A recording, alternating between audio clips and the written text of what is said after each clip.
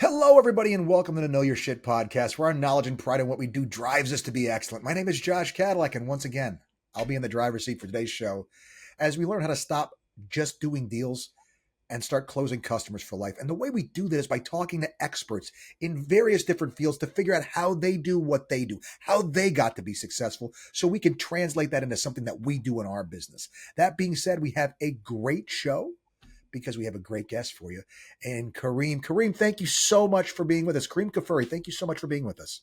Thank you so much for having me on this wonderful show. Looking forward to being here. It's totally my pleasure. So Kareem, why don't you tell everybody what it is that you do? Sure. My name's Kerim Kfuri. I'm the president of a supply chain solutions company called the Atlas Network.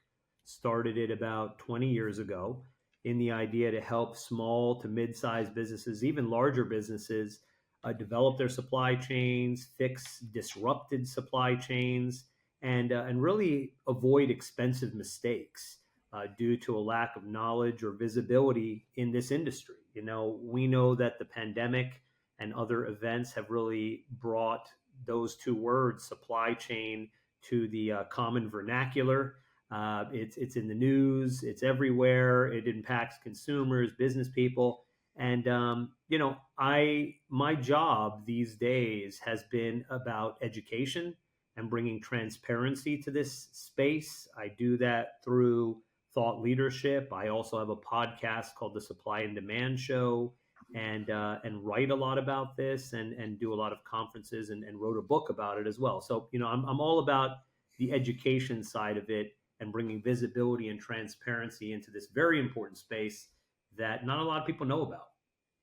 So what got you started doing that? Well, like most entrepreneurs, it's never a straight path. My career started somewhere and went somewhere else, and then went another two, other three places until I sort of landed in this space. But really, I think the big kind of pivotal moments for me was I was in the financial industry. I worked at the Securities and Exchange Commission in the Office of International Affairs. And I also worked at NASD FINRA in a regulatory capacity that handled sort of Sarbanes-Oxley and risk mitigation and kind of compliance related stuff. Yep.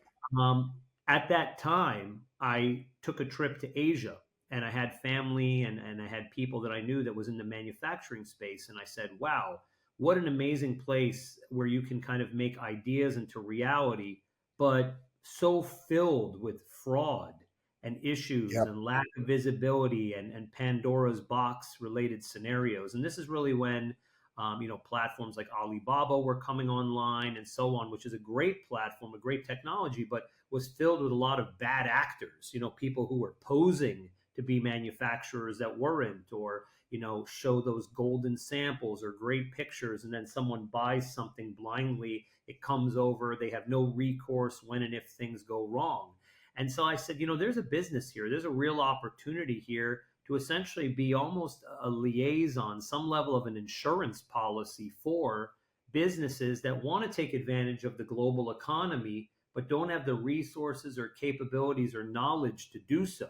So in this Right. way, can we step in and not sell based upon some low cost products made on the other side of the planet, but more so in an effective, methodical way to take advantage of the best manufacturing on the planet, but in a safe way, and do Right. that through, a selection process and best practices and things that, really matter in business. And that was the foundation of the Atlas Network that even now, so many years later, we still facilitate and talk about those things, and help, companies to have great outcomes.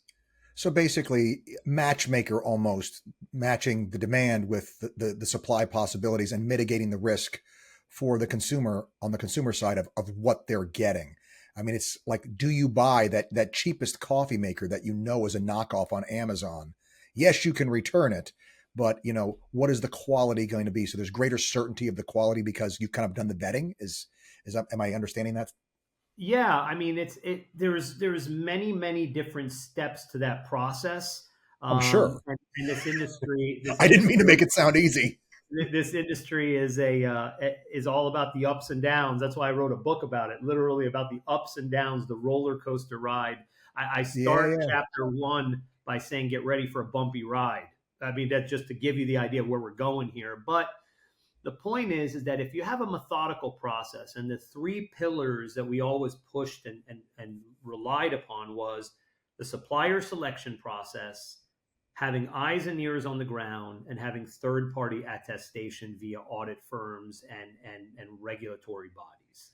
If you facilitate these three things, you can have a great outcome regardless of the product, regardless of where you do this on the planet. And so when we break this down, in the supplier selection process, it's a mixture of quantitative and qualitative factors and indicators that we look at to determine whether it's a good supplier or not.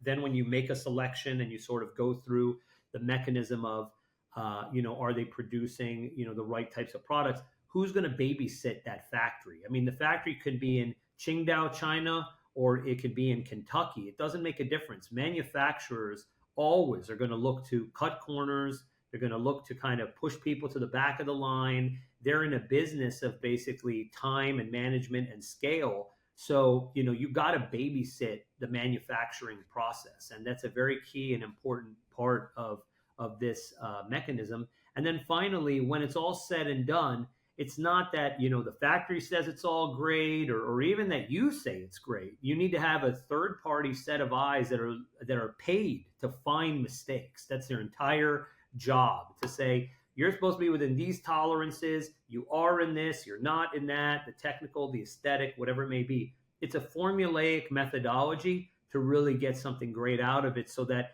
mass production doesn't become, let's say, mass disaster. And that's really how you Sure. handle it on the manufacturing sort of side of it, the sourcing, the procurement, the prototyping, the manufacturing, quality control, logistics, import, delivery, reorder, and do the whole cycle again. Um, you know, and that plays through that process being done well at the top level by businesses and suppliers that are doing what, best in practice, processes, flows through to the consumer. So when you buy that really low cost, terribly built product that's Hmm. riddled with defects that you bought for very, very low price, it's because it wasn't done right at the top level by that supplier or by that business who decided to cut those corners and buy that low cost product and not facilitate these important steps along the way to ensure it's good. That doesn't necessarily mean that quality has to be super high price. It just means that in the end of the day, certain processes are followed or they're not. And the downstream impact of that is ends up being a consumer related experience. No, absolutely. So, I mean, it's basically greater certainty for the consumer. That's kind of what my point was. It's my position is always everybody is assessing risk and return, right? Like price versus risk. It's the reason why a cash deal is more valuable than a deal with financing, because the likelihood of the deal performing is greater because there's fewer ways for it to not perform, right?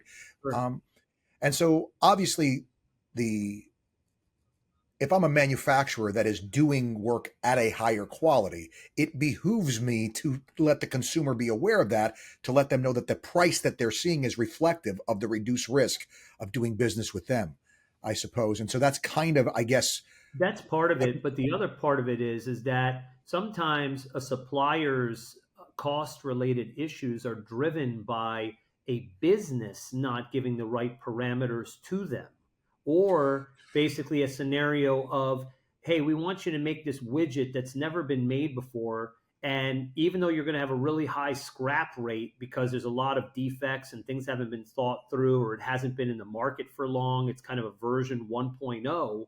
Those related issues become consumer related issues, but suppliers take blame for it, even though yeah, in they the get end the of the day blowback.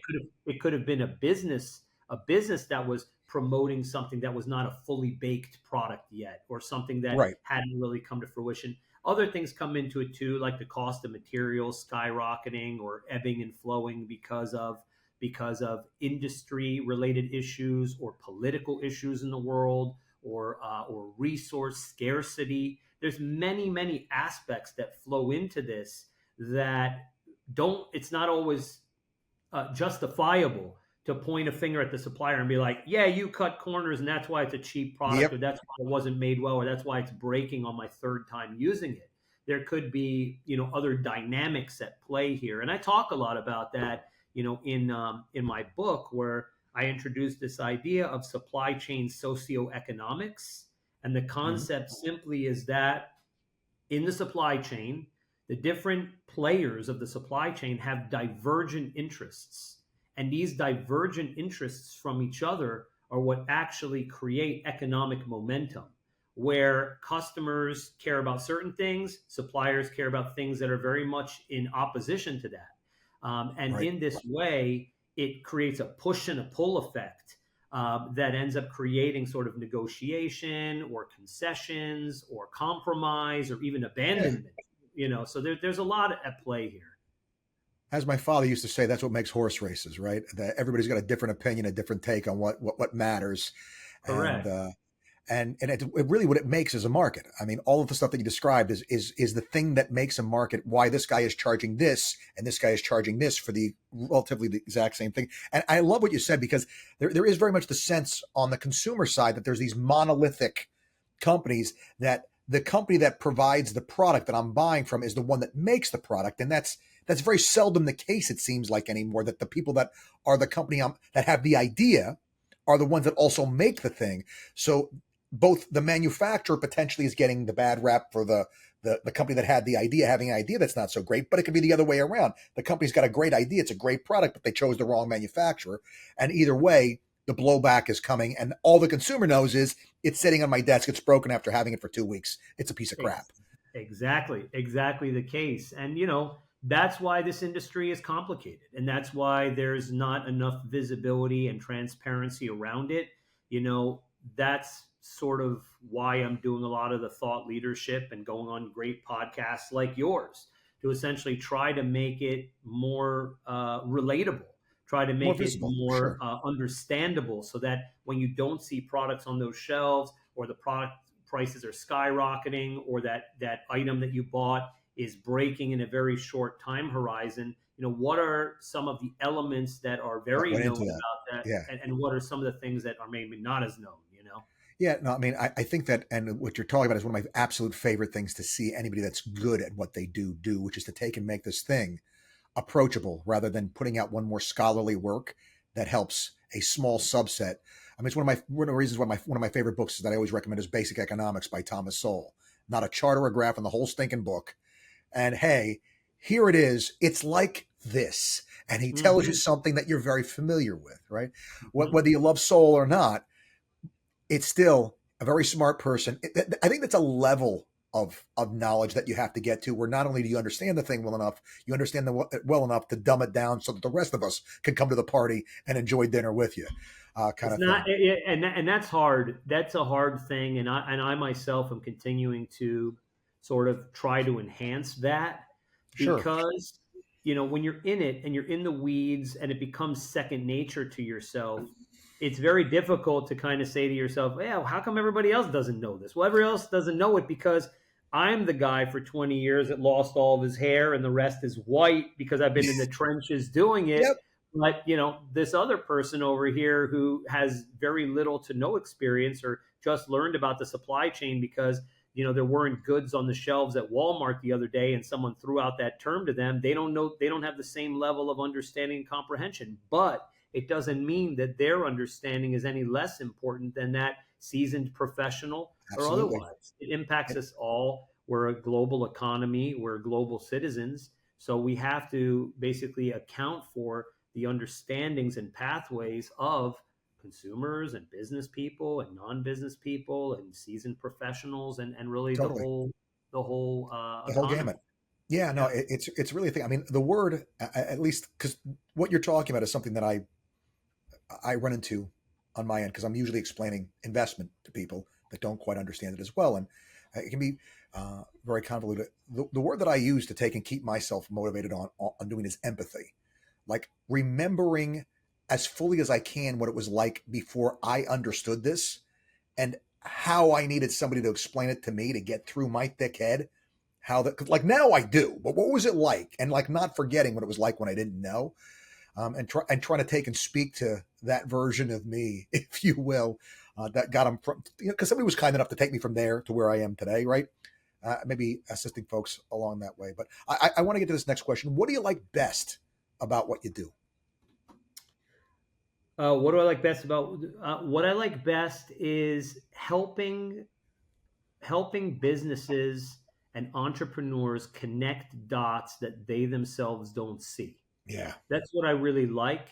I love being a strategist on their behalf and helping them as kind of a trusted guide to get the best out of what is possible. And I just love those aha moments where a client or a customer will be like, "What? I can actually do this," or "That's possible." I like to make the unattainable attainable. I like to make the Mm. ideas into reality. Mm. So this is, I think, what I enjoy the most, to let people know and feel that the only limitations are the ones that they set on themselves. But other than that, that great things are being done every single day, and they can be a part of that, magic that happens. And it can be magic that they do for their company or magic that they do for themselves, or otherwise. So I think that that's really what I like the most. Nice. And then from that, helping them to gain back their most important asset, which is their time. These entrepreneurs and small to mid-sized businesses, they don't have the ability to do it all, although that's the mentality for all of us entrepreneurs to say, I'm going to roll up these sleeves and let's get right into it. But the reality of it is that that could be a failing business just because Yep. you chose to do it all. Where the Yep. real opportunity is gaining you back the time so you can focus on sales and development and biz dev and all these other things, and let's say productions operations managers or groups like my company come in and do what we do best, so you can take advantage of these opportunities and then take your time and do much more important things with it. So I know, and you work with the same folks that I do to market media, and just how nice it has to have somebody come alongside of you and handle these things for you. What the value of that is, rather than having to come and turn yourself into an expert in all of these other things. I know for me, because it's a similar thing, exactly what you're talking about. I could take and figure out what it takes to be a social media star on Instagram, but I don't want to. Like, it's not what that's. I figured something else out. I don't want to figure that out too. Like, I right. am Yeah. totally willing to pay somebody to do that, so I don't have to, Yeah. because there are those two choices. You could do it yourself or let somebody else do it. And so it kind of brings me into the next question, because I know that's probably got to be part of it, but I don't know that it's probably maybe the secret sauce.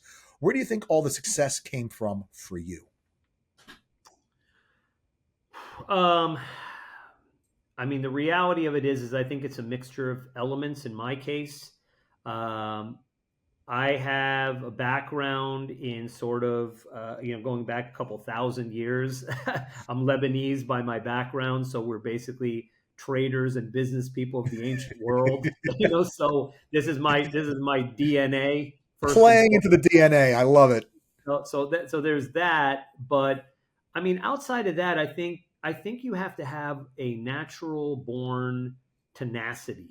You have to Sure. basically be willing to be a student, to learn more from listening than speaking oftentimes, to absorb opportunities. And back to this idea of why I said what I like, what I do is to have this sort of like limitless mentality, this idea Hmm. that you really can scale that mountain.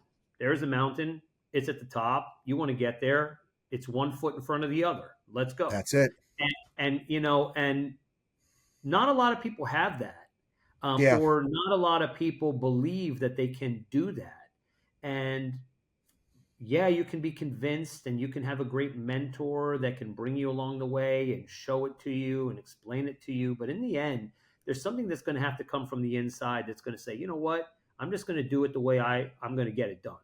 Yeah. And it doesn't matter. You're going to take a lot of no's. You may have a lot of rejections. Like I said before, many entrepreneurs take a path that doesn't look like this. It looks like that. Sure. And each one of those little bends in the road is an experience that then led them to be successful up there. That's how I see it. There were no mistakes. It all Yeah, happened exactly how it was supposed to happen to come together to be exactly where it is. Um, absolutely. So we now know that doesn't work, right? I mean, there is that, you yep. close your foot in the door. Okay, we're not going to do that again. And but we're close. It's like that, but maybe a little bit more this way. And that's how innovation, I think, how a lot of things wind up getting done. It's a similar question. I think you kind of almost answered it, but I want to give you a fair crack at this question because I think it's a really good one. What in your makeup, assessing yourself, like popping yourself out of yourself, checking yourself out, like, what am I working with here? What in your makeup do you think makes you good at this? Besides, obviously, it being in your DNA. I think my ability to, see the unseen, to kind of see around the corners, Hmm. to again take a simple idea and to project it forward, 5 and 6 and 7 leaps forward, so I can see the resolution before we're even talking about breakfast. Yeah, Like on I, the I other on just the other side of the forest. Yeah, yeah, yeah, I just basically know how to do that, yeah. and I know how to multitask in those ways. I know how to play chess Hmm. with what I do. So Yeah, I yeah. know steps and moves, and if I do this thing, 5 other things will happen. So I got to go this way, not that way. Um, I don't know. That's not really training. That's just kind of who you are and made up of the different experiences that you've had in your life. Being willing to listen to all, absorb. Um, you know, I don't know. There's no easy answer for that one. It Yeah, really yeah. No. isn't. I mean, it's. I think that's like a moving target. Like you're learning yourself more as life goes on. I mean, if I take an assessment of how I know myself now at my current age compared to how well I knew myself 10 years ago, I got a much better handle on myself, right? And that's been going on since the beginning. I'm figuring that probably ends when about a week after I'm in a box in the ground, but it is what it is, like. But Yeah. this is another. This next question I think uh, is very much a self-assessment question as well. How do you manage yourself when things don't go well, unmet expectations, when things don't go the way that you hope they're going to? What do you do? I used to get a lot more upset than I do these days. Because when you first get started, it's everything is important. Every Yep. single dot of the, every dot on the I and every T has to be crossed. And when it isn't, you just lose it and you get upset about things. And, that's a good thing because you're doing that on behalf of, let's say, your customers. You're in a service based business. They want to know that you care about their stuff even more than you care about your own stuff. And that's how I always sort of operated. I felt that, I was a trusted resource and a fiduciary of their trust. And so you need to basically take that extremely seriously. I still do that, of course, but you learn as you go through life and in business to what really needs the most of your attention and where, even if, this little tiny thing happens or that little tiny thing happens, that in the end of the day, it's still going to work out okay and it's going to be Mhm. fine. So when we have a limited bandwidth of our time or even our mental capacity, we have to learn where to allocate it in the way that has the most efficiency and will have the most impact. And that's what I think I'm learning, more and more and more. So when those challenges arise or come about, I can say to myself, hey, with the wealth of experience, I've been here before. I know what this is all about. And I know to not go, so bonkers about this because Yeah. in the end, it's like the double-edged sword. It cuts, but it also cuts you. So, Yep. how far are you going to take it?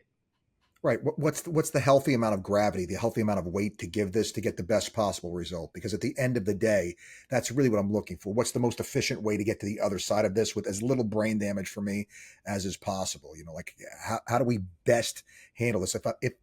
If I'm over anxious, if there's too much anxiety, it just Yep. impugns my ability to help myself out going forward. I lose my good night's sleep.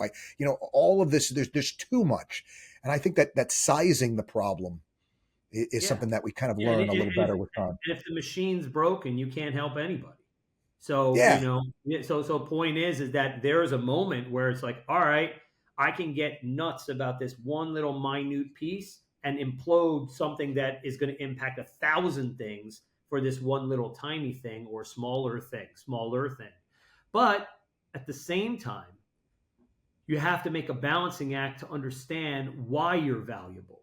So if your Sure. value is tied to your willingness to care, come up with resolutions, be quick, be nimble, all these other things that have sort of gotten you to a place, you can't also just let go of all that too and say, hey, well, it's okay, because then you start to diminish your value proposition as to why you make sense in the end. So it's this a bit of a teetering balance between making sure that you're scaling and you're growing and you're covering all bases, not sweating the small stuff, but at the same time not like letting go of the small stuff because the small stuff is important stuff.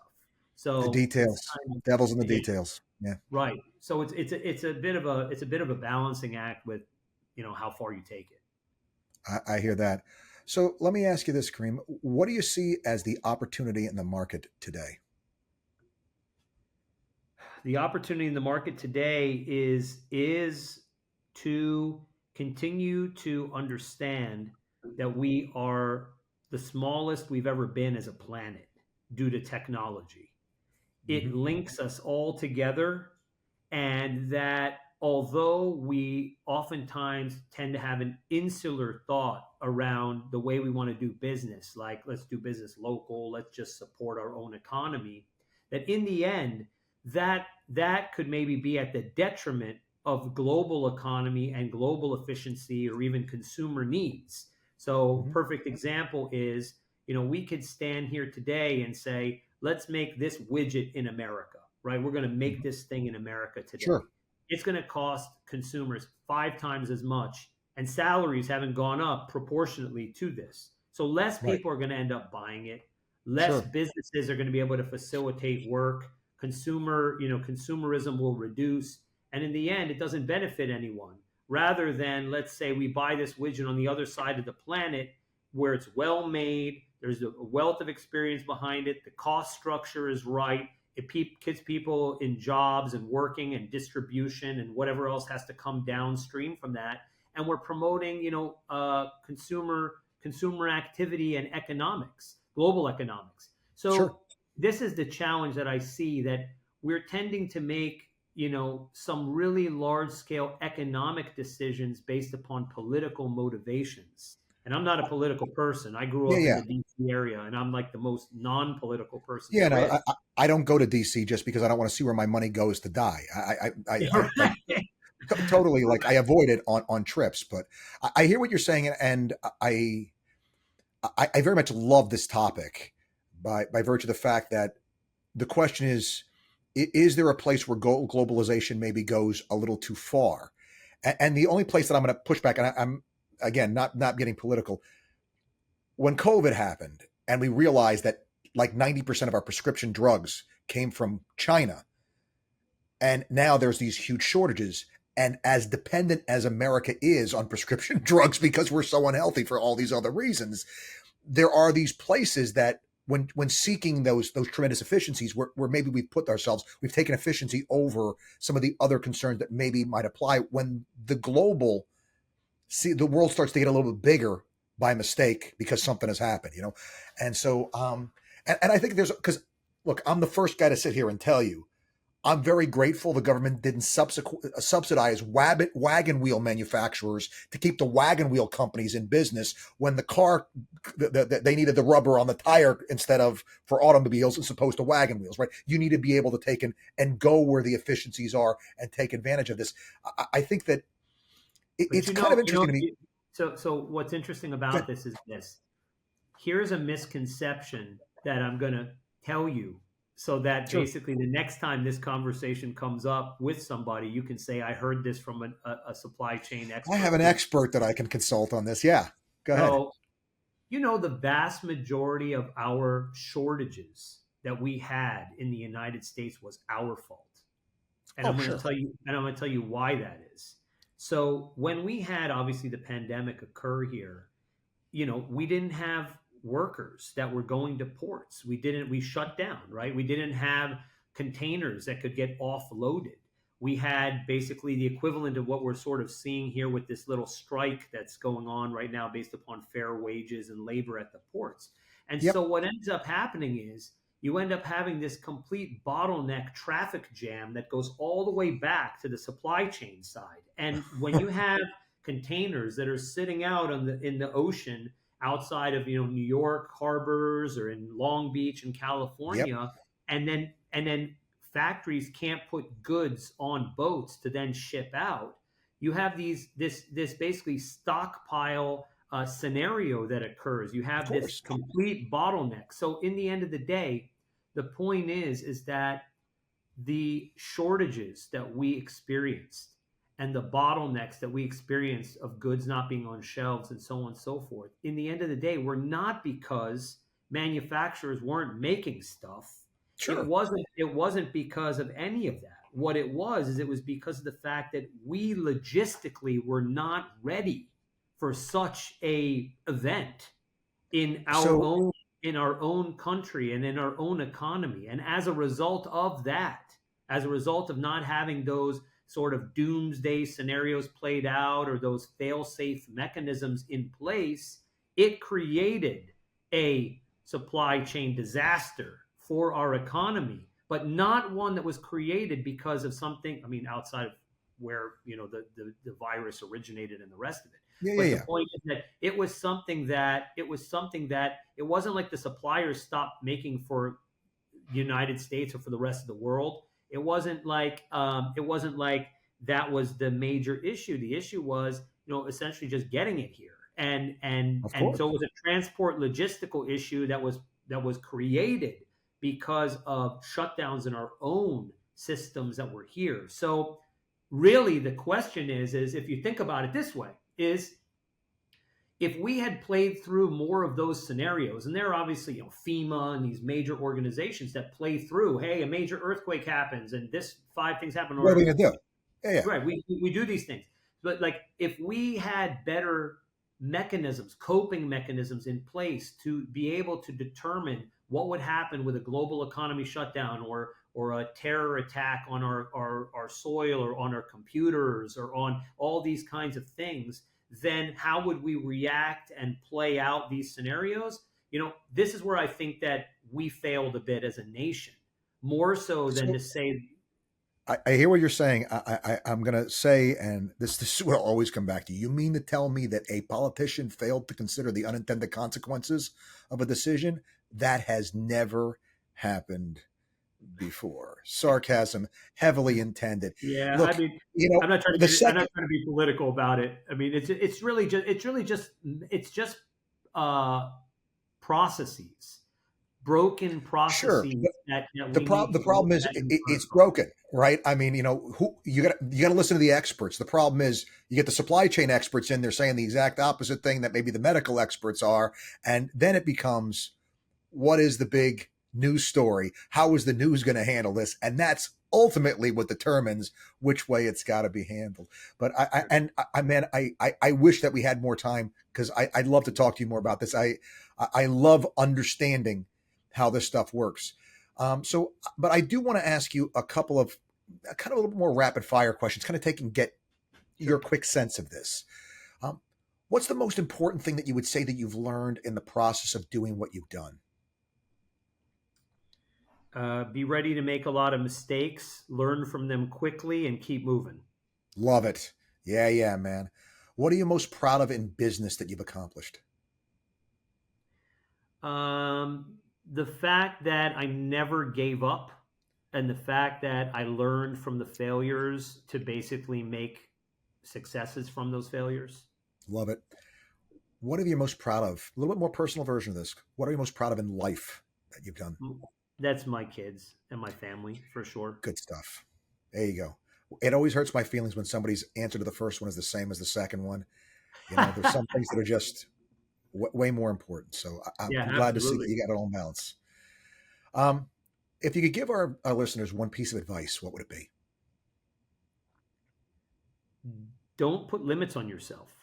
Absolutely. Back to that whole concept we talked about. Just if you can dream it, it can become a reality. You just have to put in the effort and the time and the elbow grease. And if you really want it, you can make it happen. You really can. So don't put limits on yourself. Love it. What one book would you recommend besides yours? One book I would recommend. And by the way, guys, get his book. Yeah. One book I would recommend. That's a tough one. That's a I tough don't one. try to give you easy ones sometimes, I but think think I about it. think yeah, I think I'd probably say something like Rich Dad Poor Dad or something of that nature. Great book. Again, more to those relatable concepts Approachable. and really Yeah. just breaking things down in a way that people can understand. That word approachable. My brother's a philosophy professor, and that's I kind see. of his jam is to take these complicated and how do I make it like just so that everybody can like enjoy coming to the party a little bit, not just have it be for everybody. Yeah, absolutely. Favorite movie of all time, Kareem? Oh God, that's tough. I grew up in the '80s and 70s, '80s, and so many great movies from that time that I just try to I put in know. front of my kids. I mean, where do you go? It's like Three Amigos and The Great Outdoors, and I mean, it's just you go John on and Candy. Yeah, yeah, comedies for sure. Let's just leave it yeah. at comedies from the '80s is probably Good stuff. Yeah, the yeah. area. All right. Famous person in history you'd want to meet if you could.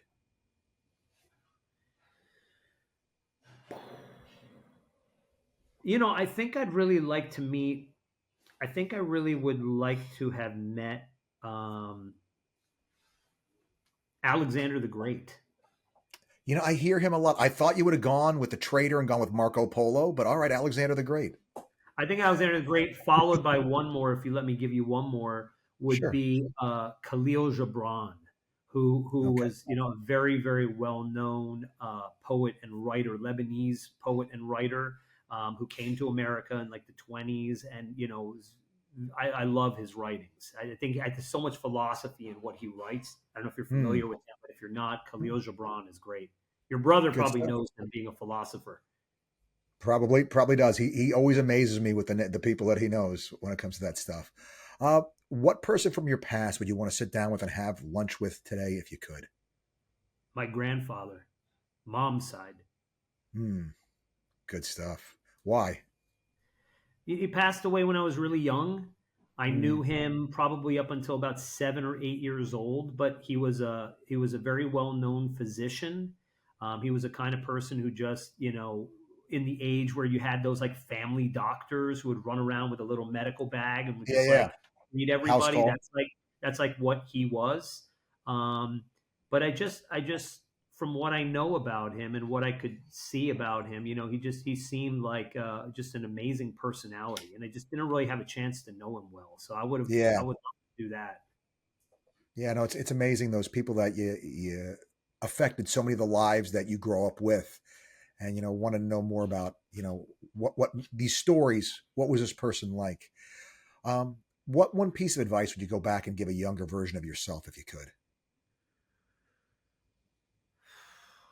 Younger version of myself, if I could. Yeah, like if you could go back and like go back 20, 30 years and say, all right, Right. look, Yeah. Right. mine would usually start off with like, hey, dummy, is what I would probably start it off with myself. Yeah. I mean, I would probably say that I would say something like, there's going to be a lot of twists and turns, and it may not always turn out the way you want it to, but just kind of enjoy the ride and just keep pushing forward.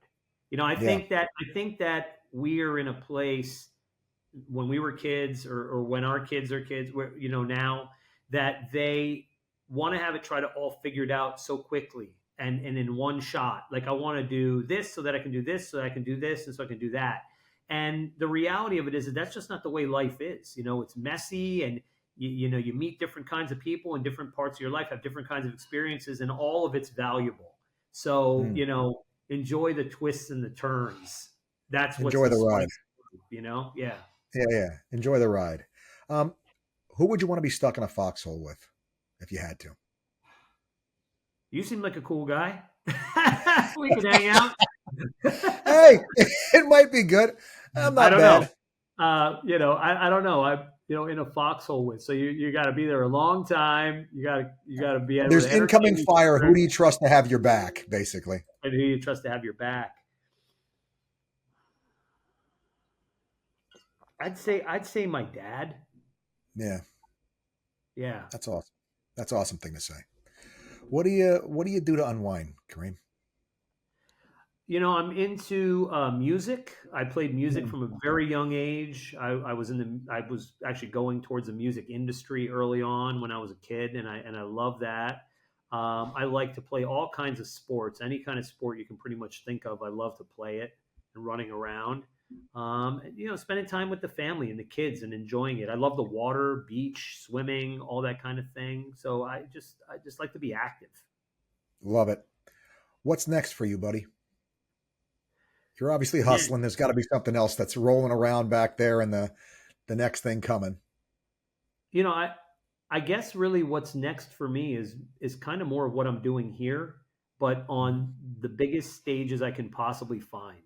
I do think Mm. that this is a very, very important time in our world where supply chain and economics and being a good global citizen and understanding how to bridge the global economy, these things are very, very important, and they sort of flow through all different pathways of life, right? Whether it's politics or consumers approaches to it or business, whatever it may be. I just think that there's a really, really big stage to talk about these things, and I Mm. just want to be a part of that, I think. Yeah, yeah. All right. Last question. Where can people find you, find more about your book, find more about what you're doing, and contact you if they need your help? Sure. So for all the kind of thought leadership stuff, it's KareemKfuri.com. That's KerimKfuri.com. Maybe I'll put a link. For the book, Supply Chain Ups and Downs, which is 150 pages, really simple, easy to read book, is at supplychainupsanddowns.com or on Amazon also. And if any businesses need help or entrepreneurs in building supply chains, managing supply chains, just really trying to navigate this, my company is called The Atlas Network. So it's theatlasnetwork.com, and help you. Happy to work through your projects and try to assist you making those ideas into reality. Awesome stuff, Kareem. Thank you so much for coming on, for giving us your time, and sharing some of your wisdom with us. Yeah, really enjoyed it. This is a great show, and you're a great host of it. So thank you so much again for having me here. Thank you very much. And I want to thank all of our listeners, guys, reminding you always there is never a good excuse not to know your shit. Till next time.